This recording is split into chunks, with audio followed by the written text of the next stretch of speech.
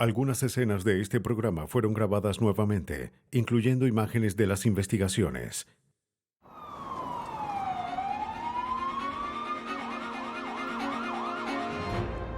Un guardia nacional estadounidense es disparado mientras dormía. Al principio se creyó que era un accidente. Una recién casada casi se convierte en viuda cuando su esposo estuvo a punto de morir. Los detectives sospechan que alguien trató de matarlo con gentileza. Mientras investigan el asesinato de un hombre de negocios, los detectives se encuentran con una red de mentiras y pocas pistas sólidas. En busca de respuestas, van a una biblioteca. A veces, el sospechoso menos probable se convierte en la persona que pudo cometer un asesinato. El llamado sexo débil ha llegado a ser subestimado en medio de las investigaciones, pero las mujeres asesinas han roto todos estos estereotipos.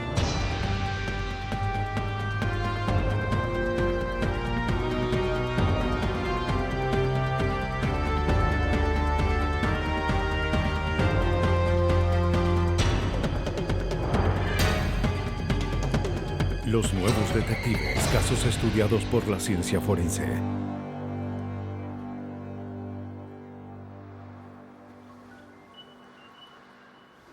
En Estados Unidos hay más de 3.000 criminales que serán ejecutados por homicidio. Solo 42 de ellos son mujeres. Es fácil pensar que las mujeres no pueden cometer un crimen violento. Pero quizás esos estereotipos equivocados son la razón por la que para las mujeres es más fácil salirse con la suya. Pero una vez que las sospechas llegan hasta ellas, los investigadores forenses son responsables de probar su culpabilidad.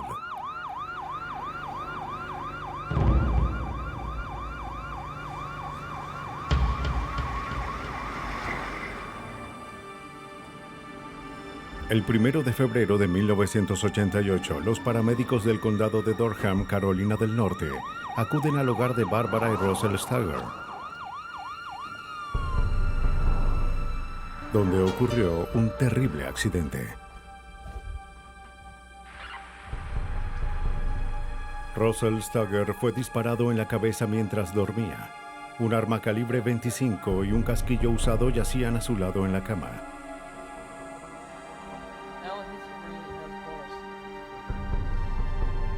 Llorando, Barbara Stager explica lo sucedido.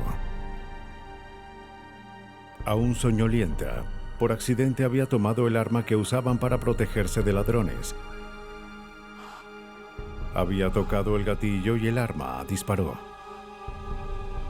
Aunque gravemente herido, Russell Stager seguía vivo.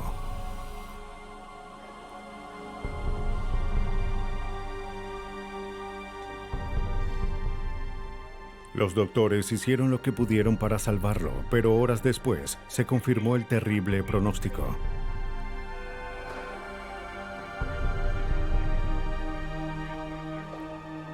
Le dicen a Bárbara que su esposo no podría recuperarse. Ella acepta que retiren los equipos que le prolongaban la vida.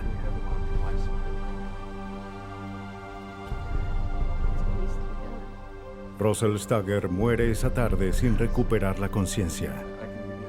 La comunidad lamentó su pérdida. Stager era respetado en Durham como el entrenador del equipo de béisbol. Una vez, cuando se había reducido el presupuesto para el equipo, él tomó la iniciativa y donó su propio dinero para compensar el déficit. Cuando Stager no defendía a su equipo, defendía a su país como sargento en la Guardia Nacional.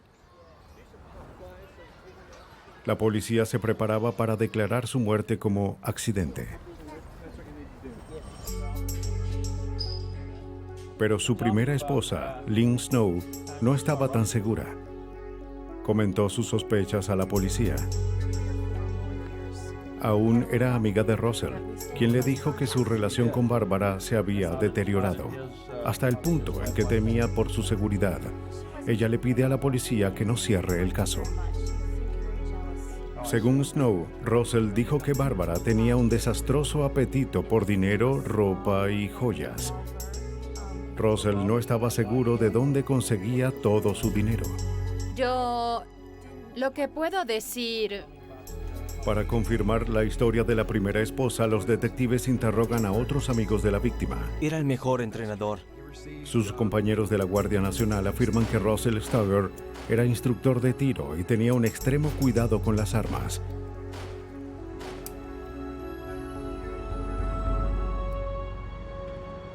Para el capitán de policía Ricky Buchanan, las dudas eran suficientes para mantener abierto el caso. Nadie que conociera tanto sobre armas habría dormido con una bajo la almohada, y particularmente sin el seguro puesto. Nadie que esté cuerdo lo haría. Pero eso fue lo que ocurrió, según la versión de Bárbara. Buchanan ya no sabía qué creer. Era hora de investigar más de cerca a la viuda. Descubre que Bárbara Stagger tenía órdenes de arresto por sobregirar cheques compulsivamente. Incluso había falsificado la firma de su esposo en solicitudes de crédito, pero en cada ocasión lograba pagar sus deudas y evitaba ser arrestada. Pero luego pediría más dinero, lo que la llevaría a obtenerlo de formas cada vez más retorcidas. Había escrito un libro llamado Muerte Prematura, sobre un hombre que se había matado por accidente. Aunque era ficción, se basaba en la experiencia que tuvo con su primer esposo, Larry Ford, quien murió en un inusual accidente de tiro un año antes de su matrimonio con Russell Stagger. A través del libro, Bárbara encontró la forma de beneficiarse de la tragedia. Ella lo envió a la editorial Doubleday Publishing.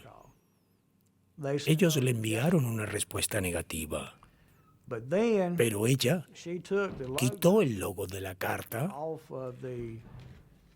y lo pegó en una hoja de papel y escribió una carta de aprobación en la que conseguiría $25,000 por adelantado con el libro.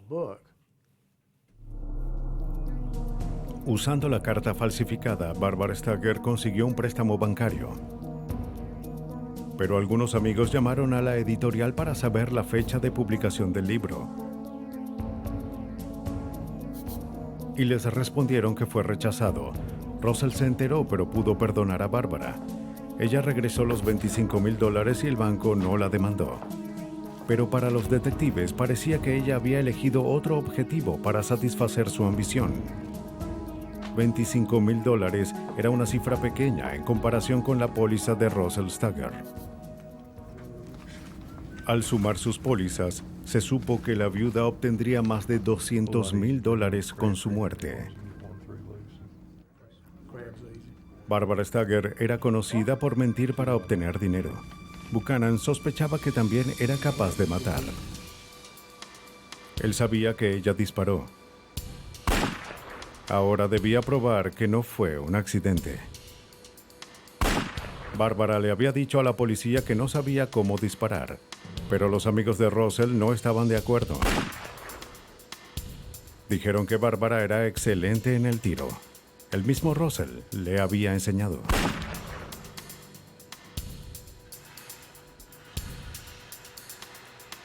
Parecía que sus lecciones fueron usadas en su contra. Los investigadores sabían que si hallaban más inconsistencias en la historia de Bárbara, podrían construir un caso. Interrogan a todos los paramédicos, oficiales y doctores que escucharon la versión de Bárbara sobre el accidente. Pero ninguno obtuvo la misma versión. Verán, yo creo que... Ella les dijo a los paramédicos que tomó el arma cuando un perro que ladraba le hizo creer que había un ladrón cerca. Le dijo a alguien más que la alarma de su hijo la había despertado. ¿3:37? Sí, señor. Ella trató de mover el arma para que su esposo no confundiera a su hijo con un ladrón. Y luego dijo que... Bárbara Stagger creó una serie de mentiras de las que no podía librarse. Pero la policía tenía un plan para sacarla de su propio engaño. Para atrapar a la asesina, los investigadores crean una ingeniosa trampa. Le piden a la viuda de Russell Stagger que reconstruya el accidente para ellos. Muchas gracias. Está bien. Ella estuvo dispuesta a aceptar. Señor Steiger, nos gustaría... Cuando los detectives le preguntaron si podían grabar la demostración, dijo que sí una vez más. Sería de gran ayuda, gracias. Ella disparó a su esposo el lunes y volvió a dormir en casa el viernes. No creo que en circunstancias normales una persona hubiese hecho eso si el disparo fue accidental. Y ella lo reconstruyó.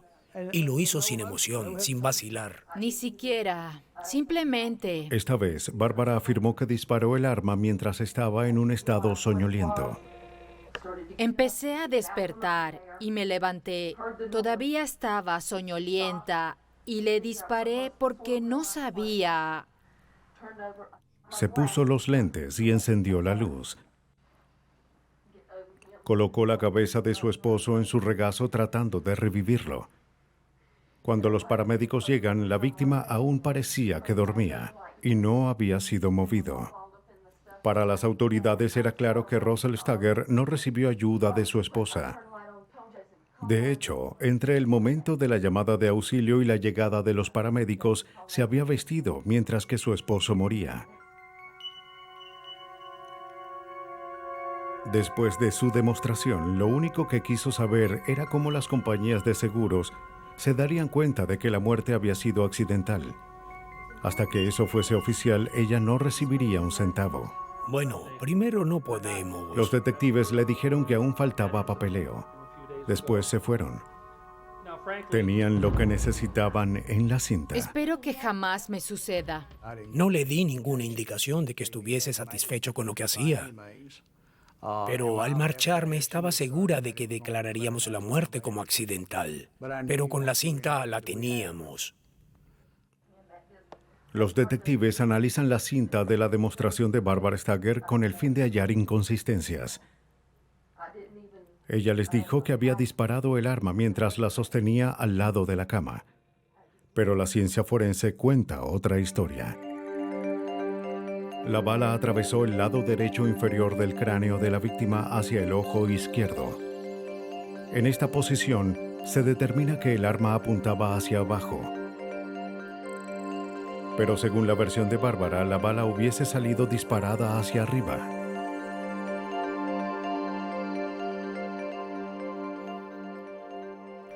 Esto nos indicó que estaba encima y detrás de Ross cuando apretó el gatillo. Esta no fue la única inconsistencia.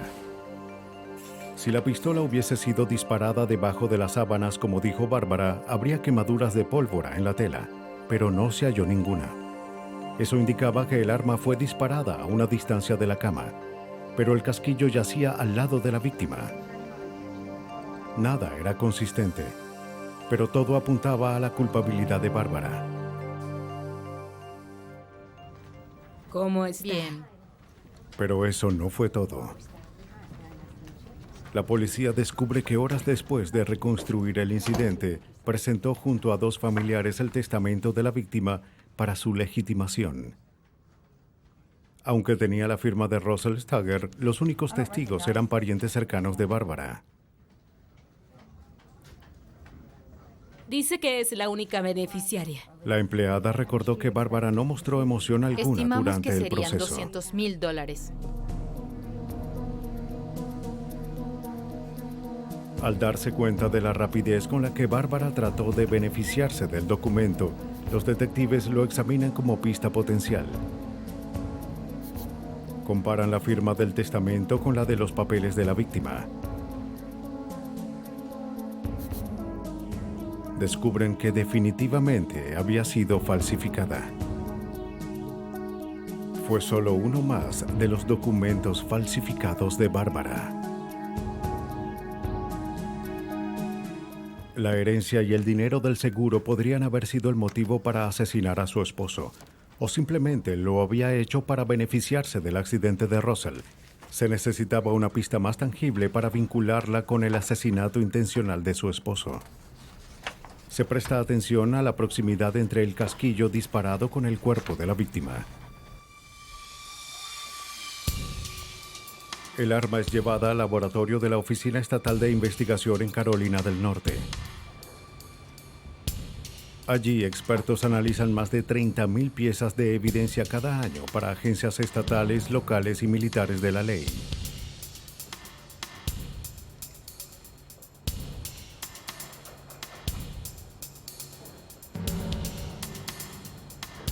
Con la prueba de balística, los investigadores descubren que los casquillos de bala son eyectados a 1 metro del arma.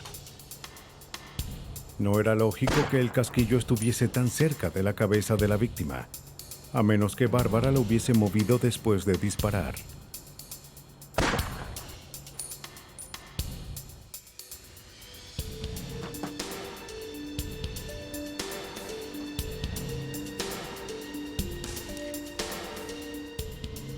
La policía descubre que habían surgido dudas similares durante la investigación de la muerte de su primer esposo.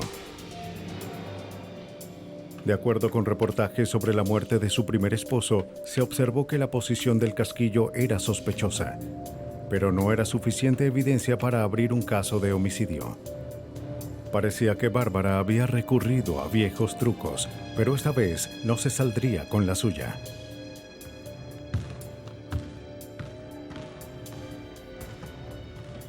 Los investigadores creían tener un caso sólido contra Bárbara Stagger. Pero la pieza de evidencia más convincente se encontró a kilómetros de la escena. Uno de los anteriores alumnos de Russell encuentra una cinta de audio en el gimnasio del colegio. Cuando lo escucha con su hermano, se reconoce la voz de su ex entrenador Russell Stagger. Pero si es Stagger, estoy seguro. Si me llega a ocurrir algo, quiero que sepan que... ¿Pero qué dice? Ellos llevan la cinta a la policía. Allí Russell habló de las sospechas que tenía sobre su esposa, desde sus gastos compulsivos, la muerte de su primer esposo y de su miedo de que él pudiera ser el siguiente. Si me llegara a... La cinta, junto con la evidencia balística, bastaba para llevar el caso a juicio. La fiscalía presentó los motivos y los hechos que llevaron a la muerte de Russell Stagger. Los problemas financieros de Bárbara habían llegado a un punto crítico. Si no obtenía una gran cantidad de dinero, caería en bancarrota. Una mañana, cuando la presión se volvió muy grande, Bárbara Stagger se levantó y apuntó a su objetivo. La evidencia forense era convincente. No se puede hacer nada. La verdadera trayectoria de bala no coincidía con la de la historia de Bárbara. Tampoco la ubicación del casquillo utilizado. Cuando el fiscal mostró la cinta que contenía las sospechas de Russell Stagger, no había marcha atrás para Bárbara. Escuchar eso en el tribunal tuvo un gran impacto. Fue la primera vez que oí de un homicidio donde la víctima tuvo la oportunidad de declarar desde el estrado. Fue como si el mismo Ross estuviese ahí. Aunque Bárbara Stagger soñaba con oro, terminó tras unas rejas de acero. Con base en la evidencia, fue acusada del asesinato en primer grado de su esposo y sentenciada a cadena perpetua. Una muerte por disparo deja pistas obvias, pero una muerte bondadosa puede pasar desapercibida incluso por años. Entonces, cariño, ¿qué opinas? En abril de 1989, el reverendo Dwight Moore y su nueva esposa Blanche regresaban a su hogar en Carolina del Norte después de su luna de miel. Era el segundo matrimonio de ambos y estaban ansiosos por su nuevo comienzo. Bueno, cariño, creo que será genial. Fue una dicha conyugal. hasta que en el ferry de Cape May Louis el reverendo Moore cayó gravemente enfermo.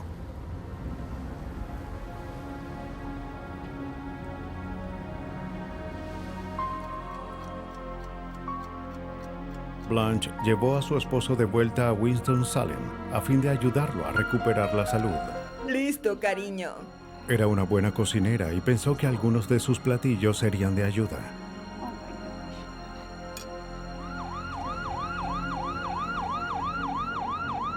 A pesar de sus cuidados, la condición de su esposo empeora. Finalmente fue llevado al hospital debido a unos severos calambres abdominales. El doctor creía que era un caso de gripe intestinal. Pero el reverendo dijo que sus síntomas empezaron poco después de haber limpiado unos químicos vencidos de su garaje. Pensó que quizás esa era la causa. O tal vez fueron los químicos que había rociado recientemente en su jardín. Los doctores realizan varias pruebas para determinar si estuvo expuesto a algún químico. Los resultados mostraron niveles sorprendentes de arsénico. Como el envenenamiento por arsénico es algo poco común, el médico forense John Butts investiga el origen de la toxina. No creía que el reverendo Moore se hubiese infectado solo con limpiar su garaje. El arsénico se encuentra en algunos fungicidas e insecticidas, así que los envenenamientos accidentales son posibles pero muy inusuales. El arsénico es un elemento metálico altamente tóxico. Todos tenemos rastros de esta sustancia, pero el reverendo Moore demostró una tolerancia a este elemento casi sobrehumana. Consumió lo suficiente como para matar a 10 personas. Es casi imposible ingerir esa cantidad por accidente. Hay ciertos medicamentos que contienen arsénico. Se usan en medicina veterinaria contra algunos tipos de parásitos. Pero hay muy pocos medicamentos para humanos en este país, casi ninguno, que contengan arsénico. Los familiares se reúnen a su alrededor, sin saber si sobreviviría a uno de los mayores niveles de envenenamiento de arsénico registrados. ¿Pero qué ocurrió? Se puso enfermo. Le traje la comida a mi esposo. Lentamente recuperaba sus fuerzas, gracias a los platos preparados por su esposa. Oh, eso es excelente. ¿Cómo lo hace? Haber sobrevivido por tanto tiempo indicaba que recibió pequeñas dosis por un periodo prolongado, lo que incrementó su tolerancia. Es decir, podría haber sido envenenado sistemáticamente. Pero su sufrimiento no había terminado. Otras pruebas indicaron que sus niveles de arsénico se incrementaron mientras estaba en el hospital. La oficina de investigación sospechaba que hubiese un crimen.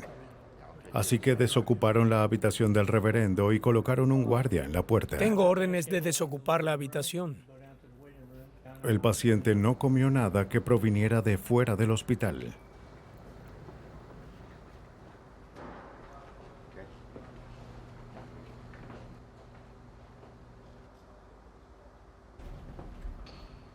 Los investigadores creían que estaba siendo envenenado por alguien que conocía. Alguien en quien confiaba. Quizás uno de sus familiares. Su primer sospechoso fue su hijo, un bioquímico. Él sabría cómo hacerlo, pero no tuvo la oportunidad de suministrar el veneno. Significa mucho para usted, ¿no? Claro. Mientras la policía trataba de proteger al reverendo, el hospital intentaba curarlo. Le suministraron un agente quelante, una sustancia que se une con el arsénico y expulsa esta sustancia del cuerpo. El tratamiento fue tan doloroso como el veneno. Mientras los detectives lo interrogan a fin de hallar pistas sobre quién pudo haberlo envenenado. Mientras hablaban de sus familiares, Moore describió su noviazgo con Blanche. Un detalle llamó la atención de los agentes. El anterior novio de Blanche, Raymond Reed, había muerto de una enfermedad con todos los síntomas de la gripe estomacal. Síntomas muy similares a los que el reverendo tenía. Hay algo que... Los investigadores ahondan en el pasado de Blanche. Yo no lo creo. Es algo sospechoso. Hola, cariño. Buenos días.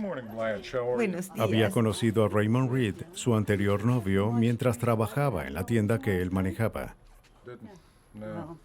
Estuvieron juntos por 15 años, hasta que Reed fue diagnosticado con el síndrome de Guillain-Barré, un trastorno neurológico que ataca la médula espinal.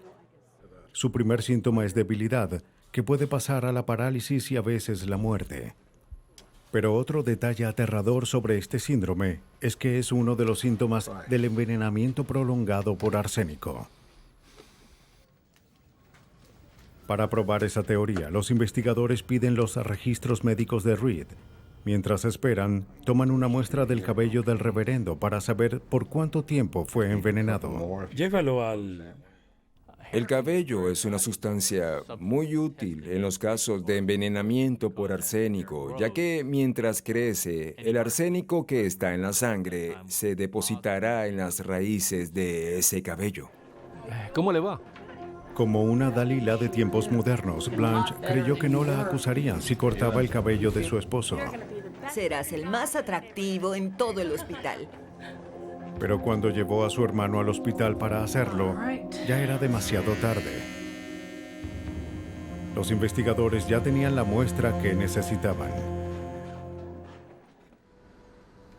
Al analizar el cabello del reverendo Moore, se descubre que estaba contaminado con arsénico desde la raíz hasta la punta. Es decir, que había ingerido constantemente la toxina. Había tenido 2 dosis grandes 7 y 8 meses antes, en noviembre y diciembre de 1988. Estuvo ese tiempo en el hospital, pero no se detectó el veneno. Pero no se pudo decir lo mismo de Raymond Reed. Cuando los investigadores leen sus registros médicos, hacen un alarmante hallazgo. Reed había muerto por un terrible error. En algún momento durante su hospitalización, los doctores realizaron un análisis de metales pesados, pero los resultados se perdieron temporalmente en medio del papeleo. Reed murió en ese periodo. 3 años después, mientras se investiga el pasado de Blanche Moore, finalmente los doctores y los oficiales ven los resultados. Raymond Reed había sido envenenado. Parecía que Blanche usaba más que azúcar y especias para condimentar sus platos. En Carolina del Norte, los investigadores sospechan que Blanche Moore es una envenenadora en serie. De acuerdo con el fiscal de distrito de Forsyth, Vincent Rebel, Moore se benefició de la muerte de su novio Raymond Reed. Ella hizo que la incluyera en su testamento mientras él estaba en el hospital. No tenía nada de dinero hasta que el señor Reed falleció. Muy bien, detective. Los detectives solo podían guiarse por sospechas.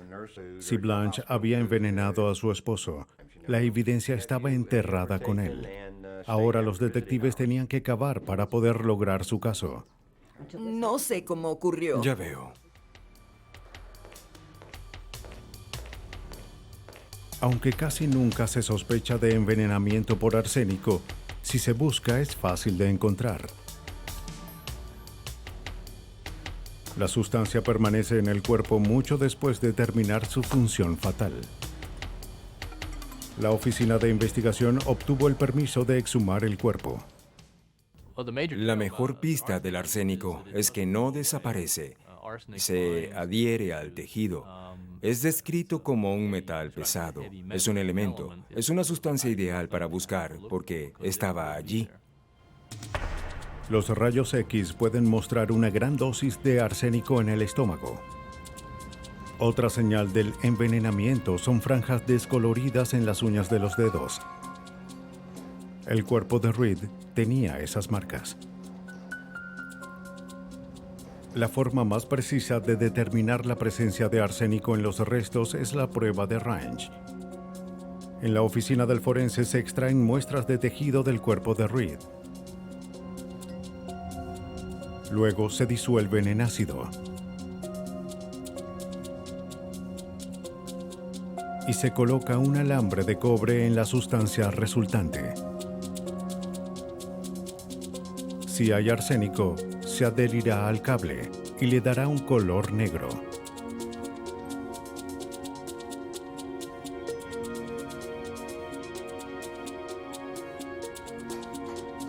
La prueba fue positiva. De acuerdo con las muestras de cabello, Reed fue envenenado durante 6 meses antes de morir. Otras pruebas confirman el resultado. Y cuando analizamos la concentración de arsénico en sus tejidos, vimos que tenía niveles muy altos, niveles asociados con toxicidad, niveles letales, potencialmente letales. Ahora había 2 hombres envenenados y uno de ellos estaba muerto. La única conexión entre ellos era Blanche Moore. Para los amigos de Blanche, se trataba de una racha de mala suerte. Pero para los detectives, Blanche tuvo mucha suerte para haber evadido las sospechas por tanto tiempo. Después de que Reed falleció, Blanche recibió lo que tenía, una herencia de $80,000. Pero quizás Reed no fue su primera víctima. Los investigadores descubren que 13 años antes de que Reed se enfermara, el primer esposo de Blanche, Jameson Taylor, falleció también de forma misteriosa. Su cuerpo fue exhumado y también resultó positivo por envenenamiento por arsénico. El patrón era evidente. Para Blanche parecía que el camino al corazón de un hombre y a su dinero era a través de su estómago.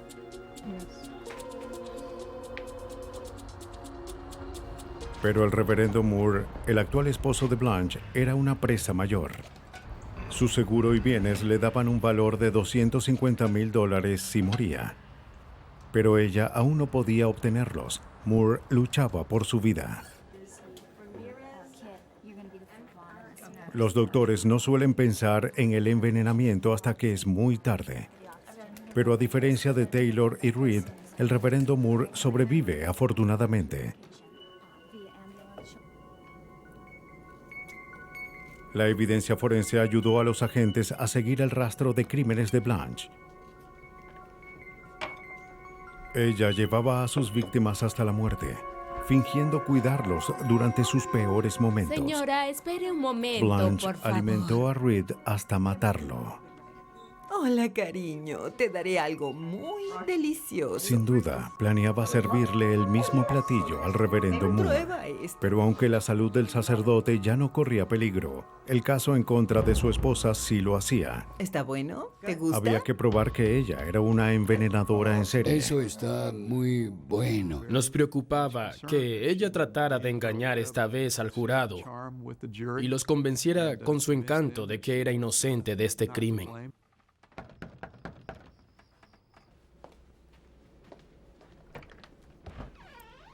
Hola, señora Moore. Hola, detective.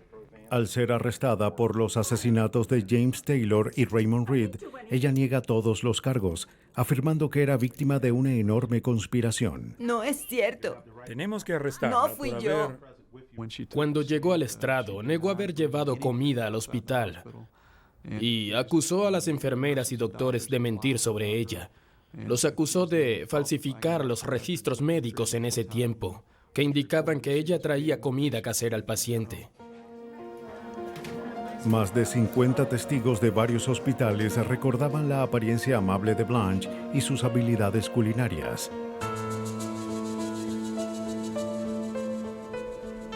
Pero en realidad, Blanche no cocinaba para alimentar. Su propio testimonio convenció al jurado de que mentía. Pero se requirió analizar toda la evidencia forense para probarlo. Pero, ¿qué es lo que quieren saber? Blanche Moore fue acusada por el asesinato en primer grado de Raymond Reed. En vista de que usted... También fue acusada de agredir con un arma letal al reverendo Moore. Pero yo estaba cuidándolo. Él sobrevive al ataque y pronto se divorcia de su esposa asesina. Blanche Moore recibe una dosis de su propia medicina. El juez la sentencia a escoger la muerte por gas venenoso o por una inyección letal. Como ya había sido condenada a muerte, no fue juzgada por la muerte de su primer esposo, James Taylor.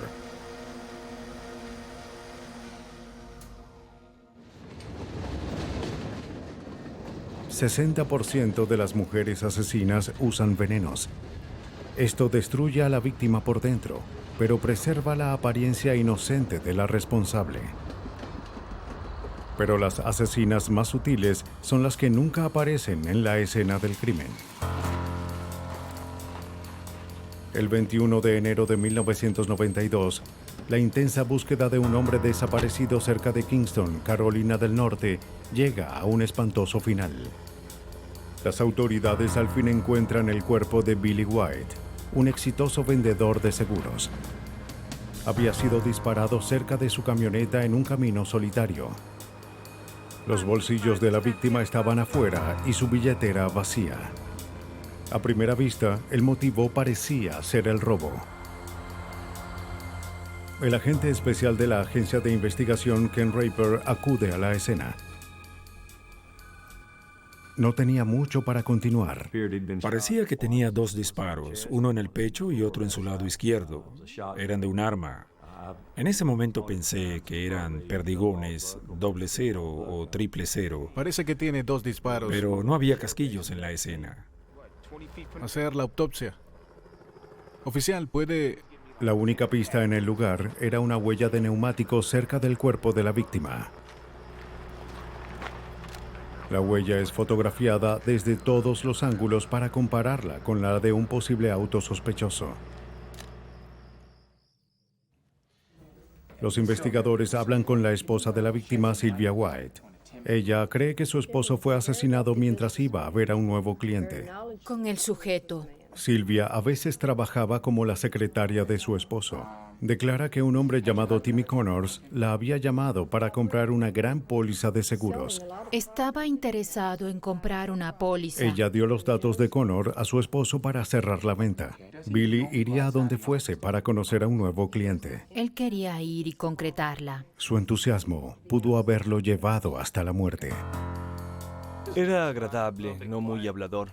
La policía interroga a sus compañeros de trabajo. Tenía varios clientes. Ninguno había visto a Connors. ¿Puedo ayudarle? Disculpe. Y el único contacto que tuvo Sylvia con él fue a través del teléfono. El señor White. No era mucho para seguir, pero el misterioso cliente era el único indicio de la policía.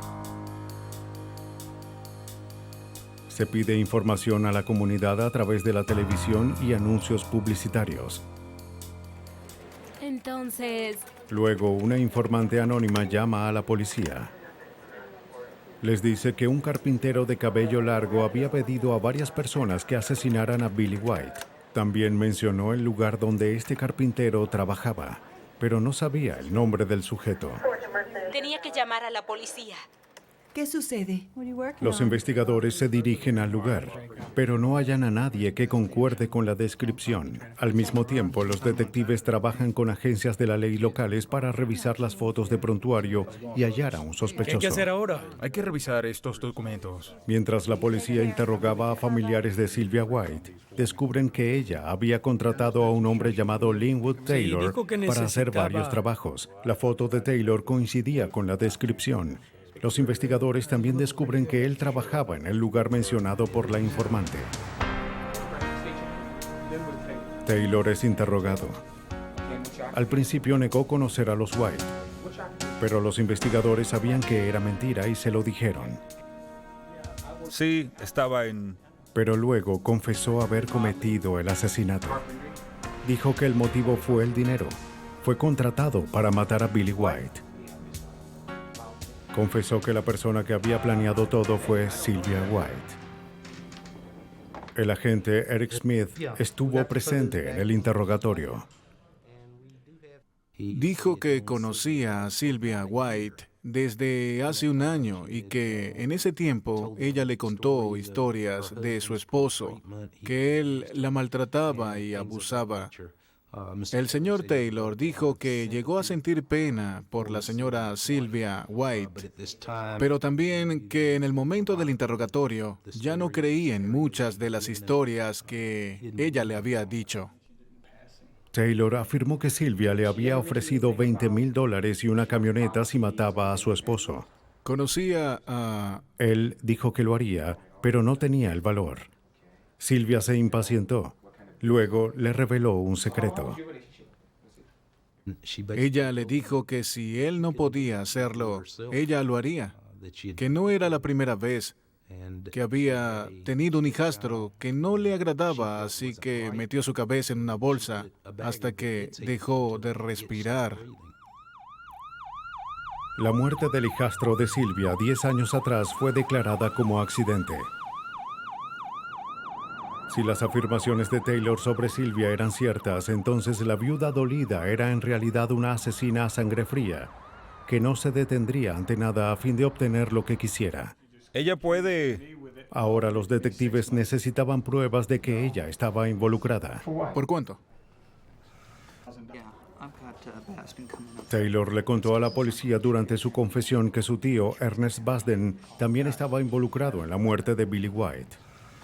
Aquí está Basden. Señor Basden, mucho gusto. Por favor, tome asiento.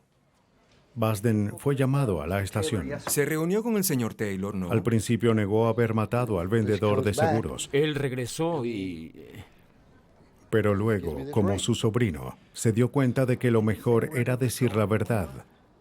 Él también confiesa el asesinato.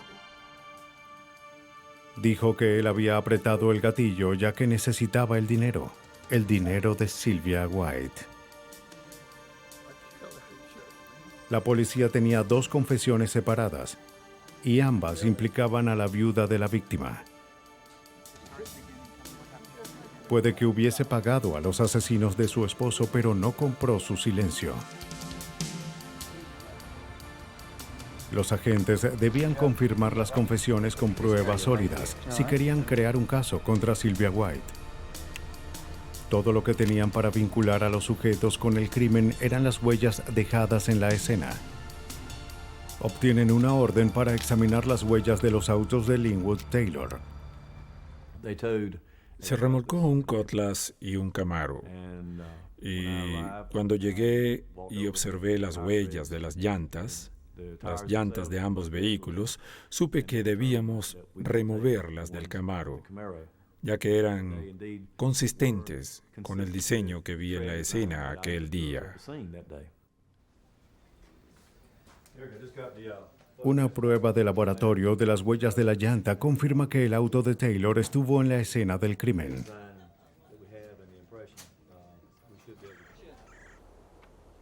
Luego, los detectives van a la casa de Taylor, donde encuentran un tesoro entre la basura. En la casa de Taylor, los investigadores encuentran una pila de desperdicios en la parte trasera y la basura estaba quemada. Pudieron encontrar los restos de varios casquillos allí.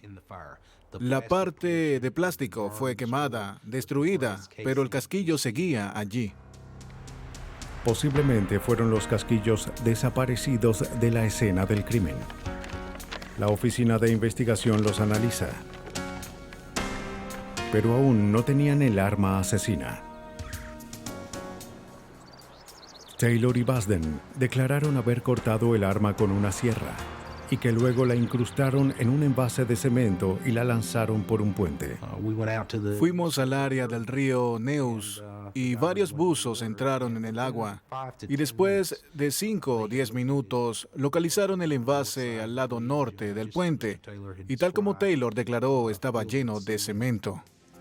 Literalmente, la policía tenía evidencia concreta que apoyaba la teoría de Taylor, pero aún debían probar que era el arma asesina. Como ya no podía ser disparada, se analizan armas similares en el laboratorio. Las pruebas de balística verifican la historia de Taylor sobre la distancia en la que White recibió el disparo. Taylor y Basden ahora estaban implicados, pero faltaba probar la relación entre Sylvia White y el asesinato.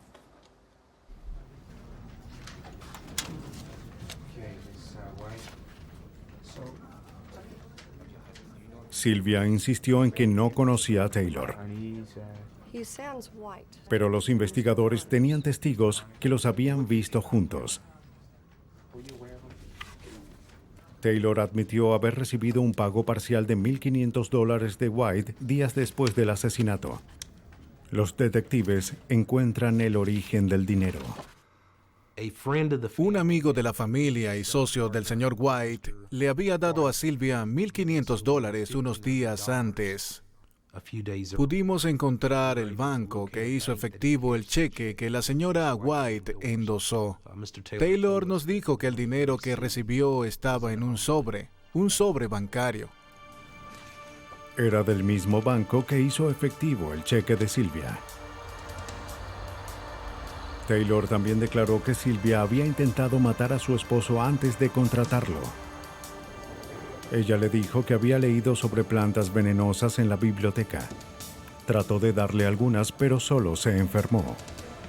Los investigadores sabían que si podían vincular a Sylvia con los libros sobre venenos, podrían probar que ella trató de matar a su esposo.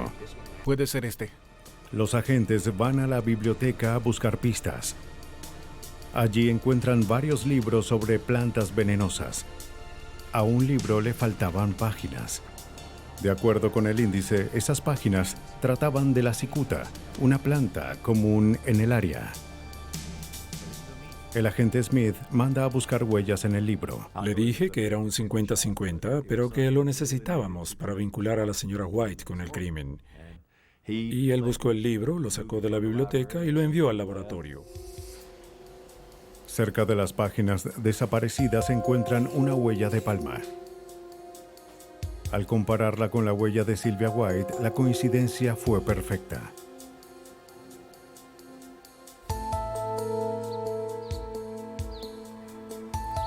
Paso a paso, la Oficina de Investigación construye un caso contra Sylvia White y sus cómplices.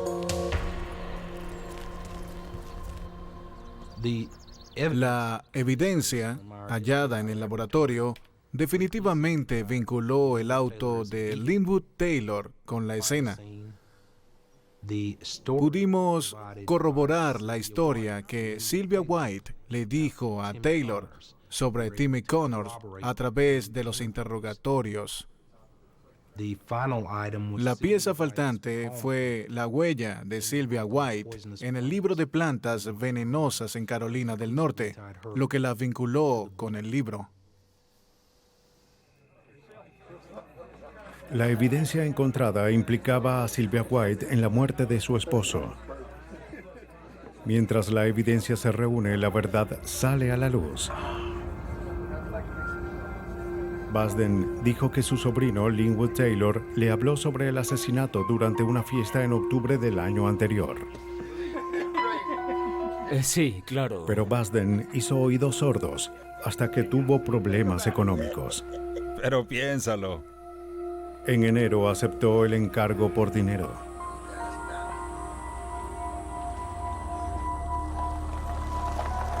Taylor, actuando como Tim Connors, ya se había comunicado con Billy White. Contando con el interés del vendedor de seguros en ir a cualquier lugar para cerrar un trato, Taylor lo lleva al camino solitario. Allí, Basden lo embosca y aprieta el gatillo.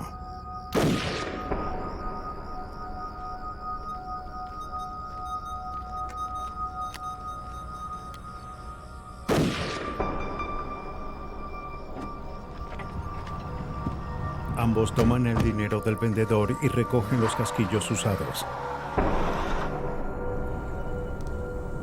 Luego van a la casa de Taylor, donde queman los casquillos y su ropa. Pero aún quedaba evidencia por destruir. Taylor corta el arma y la incrusta en cemento. Luego lanzan el arma al río. Con eso, Taylor y Basden pensaron que estaban fuera de sospecha, pero los investigadores los atrapan, junto a Sylvia White. El caso contra la viuda ahora era sólido.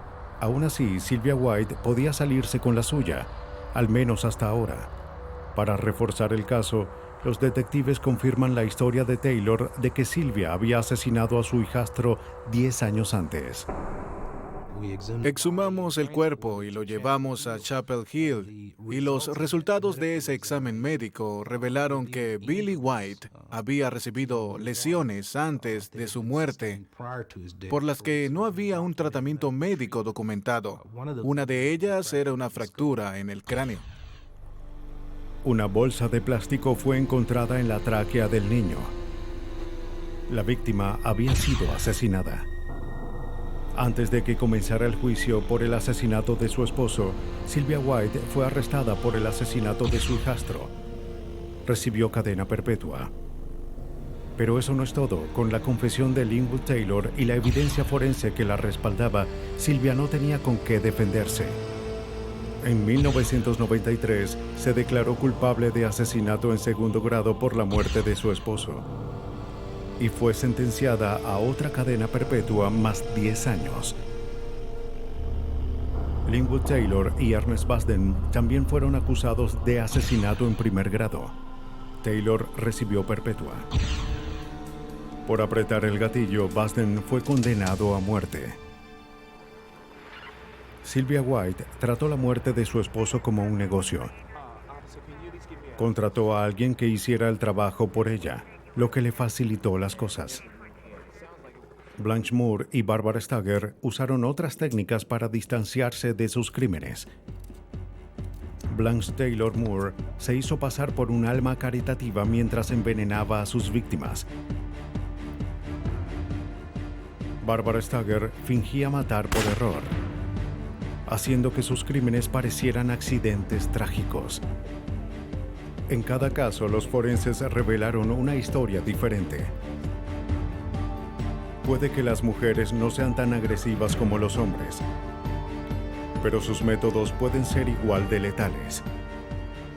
La policía está empezando a darse cuenta de esto, pero sin importar si un asesino es furtivo o evidente, discreto o sangriento. Cuando la ciencia forense entra en escena, las probabilidades de llevar a una mujer ante la justicia son igual de altas.